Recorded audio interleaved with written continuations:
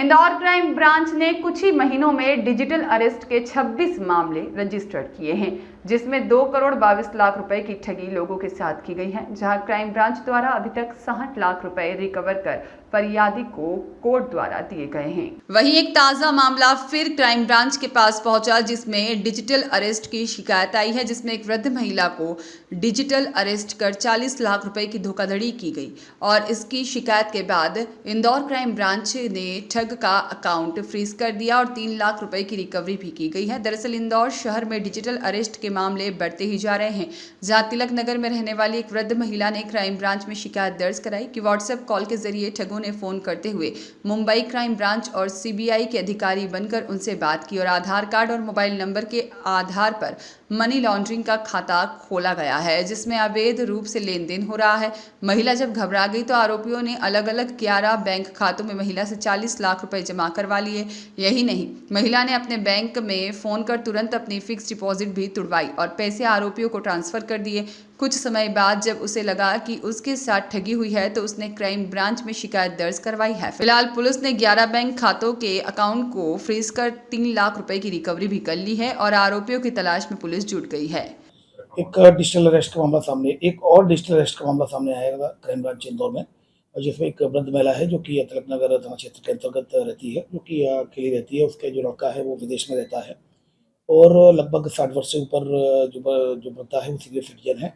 और उसके द्वारा ये रिपोर्ट लिखाई गई। उसके द्वारा ये बताया गया कि उसके पास एक कॉल आया था और मुंबई क्राइम ब्रांच का बनकर और फिर सीबीआई का बनकर, और उसको ये बताया गया कि आपका जो आधार कार्ड है और अकाउंट नंबर है, आधार कार्ड है और मोबाइल नंबर है, उससे आपका एक वो खुलवाया गया है, बैंक अकाउंट खुलवाया गया है, जिसमें कि मनी लॉन्ड्रिंग के तहत उसमें पैसा आया है, इसलिए आपके अकाउंट की जांच करनी पड़ेगी। ये व्हाट्सअप कॉल था। उसके बाद उन्होंने फिर सब इंस्पेक्टर को ट्रांसफर करा दिया और उसके बाद फिर इनको वीडियो कॉल पर लिया गया और वीडियो कॉल पर लेने के बाद उसको उनको ये बताया गया कि ये मनी लॉन्ड्रिंग में आपका पैसा जो आपके अकाउंट का इस्तेमाल हुआ है, इसलिए आपके सारे अकाउंट्स को चेक करना पड़ेगा। और उनके द्वारा उनके जो अकाउंट्स थे, अकाउंट से पैसा लेकर 40 लाख रुपए का उसके साथ फ्रॉड कर लिया। जब महिला को पता चला उसके साथ फ्रॉड हो गया तब वो क्राइम ब्रांच आई। यहाँ पर उल्लेखनीय बात यह है, बताना चाहूँगा मैं इलेक्ट्रॉनिक मीडिया के माध्यम से, कि महिला ने अपनी एफडी तुड़वाई थी और उसने बैंक में फ़ोन किया कि मुझे एफडी तुड़वानी है। बैंक वालों ने मना भी किया कि आप इतनी जल्दबाजी क्यों कर रही है, ऐसा क्या करना है। तो महिला के द्वारा बताया गया मुझे इन्वेस्टमेंट करना है, इसलिए तो उसने एफडी भी तुड़वा ली अपनी, और एफडी तुड़वा के कुल मिलाकर उससे लगातार पैसे मांगे जा रहे थे, तो उससे 40 लाख रुपये का उसके साथ फ्रॉड हुआ है। फिलहाल क्राइम ब्रांच के द्वारा इसमें तत्काल शिकायत रजिस्टर्ड कंप्लेंट रजिस्टर्ड की जाकर इसमें कुल मिलाकर जो 11 बैंक अकाउंट 11 बैंक आए हैं जो कि आइडेंटिफाइड हुए हैं, जिसमें 14 अकाउंट्स में पैसा गया, उन सभी को फ्रीज करा दिया गया है। अभी फिलहाल 3 लाख रुपए को होल्ड करा दिया गया है। बाकी बैंक स्टेटमेंट्स आने वाले हैं, तो उन स्टेटमेंट्स के आधार पर और भी पैसा इसको होल्ड कराने की पूरी वो है। इसके अलावा इसमें टेक्निकल आधार पर जो व्हाट्सअप कॉलिंग है और इसके अलावा और भी जो वीडियो कॉल हुए हैं और जो एविडेंस है, टेक्निकल एविडेंस है, इसके आधार पर भी क्राइम ब्रांच इन्वेस्टिगेट कर रही है। इसमें एफआईआर की जाकर वैधानिक कार्रवाई की जा रही है। अभी तक कुल जो मामले आए हैं वो 26 मामले डिजिटल अरेस्ट के क्राइम ब्रांच के पास आ चुके हैं, जिसमें लगभग 2 करोड़ 22 लाख के करीब उसमें पैसा फ्रॉड के साथ उनके द्वारा ठगा गया है। जबकि वहीं लगभग 60 लाख के करीब क्राइम ब्रांच के द्वारा पैसे को फ्रीज कराया जाकर और पैसा क्राइम ब्रांच के माध्यम से उनको वापस कराया गया है फरियादियों को, जिसमें कि कोर्ट के माध्यम से उनको पैसा वापस मिल गया है। तो अभी लगभग 60 लाख रुपए उनको वापस करा दिए गए हैं और लगभग 2 करोड़ 22 लाख रुपए का इसमें फ्रॉड है।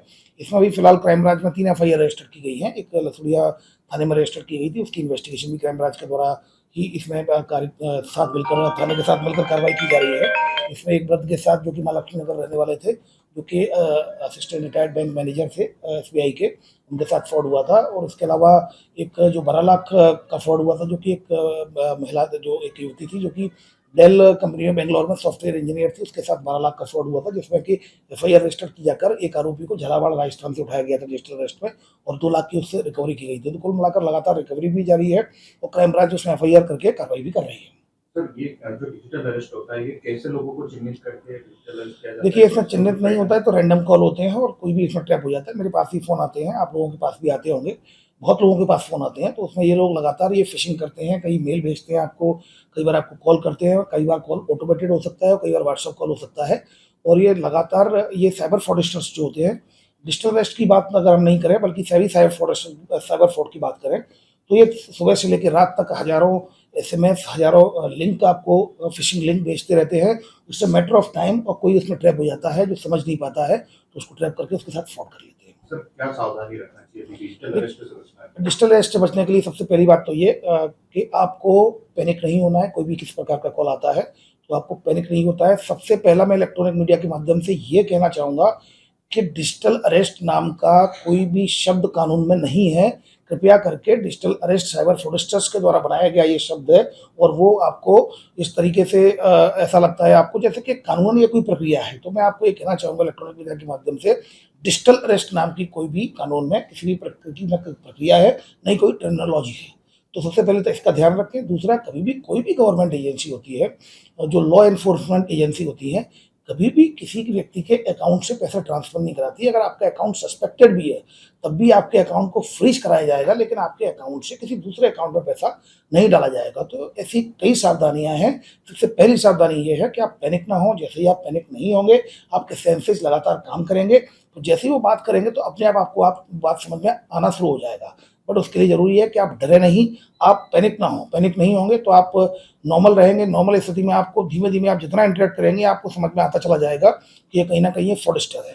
और तत्काल नज़दीकी थाने में जाकर उसकी रिपोर्ट करें अगर आपके साथ फ्रॉड होता है। अगर आपके साथ ऐसा कॉल भी आता है, तब भी आप ठीक है सर, मैं उससे आप रिक्वेस्ट कर सकते हैं कि सर मैं अभी इस तरह के डिजिटल अरेस्ट के मामले काफ़ी बड़े हैं, लोगों के साथ फ्रॉड किया जा रहा है, सर आप अपना नंबर दीजिए, आप अपनी आईडी बताइए, सर मैं लोकल थाने से बात करके फिर आपको मैं रिवर्ट करती हूँ। तो कहीं न कहीं आपको ये सावधानियाँ लेनी पड़ेगी। अगर वो वास्तविक में एजेंसी होगी भी, लॉ एनफोर्समेंट एजेंसी, पहली बात तो किसी भी शॉर्ट नोटिस में केवल बिना आपको नोटिस दिए, नोटिस भी जो होते हैं उसको वेरीफाई कराएँ, आप तत्काल निकटतम थाने में जाएँ। ब्यूरो रिपोर्ट, सत्याग्रह न्यूज़, मध्य प्रदेश।